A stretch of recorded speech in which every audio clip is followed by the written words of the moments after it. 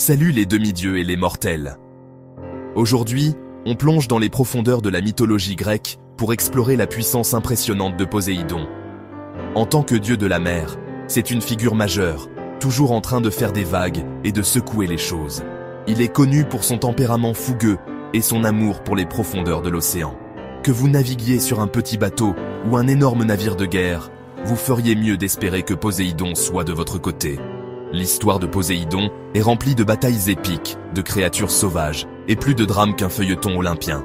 Ce n'est pas juste un type avec un trident, c'est un acteur majeur dans le monde de la mythologie grecque. Alors, accrochez-vous, car on est sur le point d'explorer le monde incroyable de Poséidon, celui qui ébranle la terre, le maître des mers. Comme tout bon mythe, il faut commencer par le début. Les parents de Poséidon étaient les titans Cronos et Rhéa. Cronos, craignant que ses enfants ne le renversent, a décidé de les avaler tout rond. On peut parler de drame familial, non? Zeus, le frère de Poséidon, a finalement réussi à piéger Cronos et à libérer ses frères et sœurs.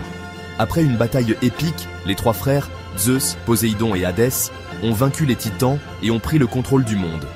Ils se sont partagés les royaumes, et Poséidon, naturellement, a hérité de la mer. On ne l'imagine pas vraiment régner sur, disons, les nuages, ou quelque chose comme ça, n'est-ce pas? Donc, avec son fidèle trident à la main, Poséidon est devenu le puissant dieu des mers. Ok, donc on sait que Poséidon règne sur la mer, mais qu'est-ce que ça veut dire concrètement? Eh bien, imaginez le type le plus cool et le plus puissant que vous puissiez imaginer, et donnez-lui ensuite le contrôle de toute l'eau du monde. Ça, c'est Poséidon. Il peut déclencher des tempêtes, fracasser des rochers, et même faire sortir des chevaux des vagues. Sérieusement, ce type a du talent. Quand il se met en colère, attention, tremblement de terre, inondation, tout ce que vous voulez, Poséidon peut le provoquer. Mais quand il est calme, il est le protecteur des marins, des chevaux, et il aime parader avec majesté. Il traîne avec les dauphins, discute avec les sirènes, et profite généralement de son magnifique palais sous-marin.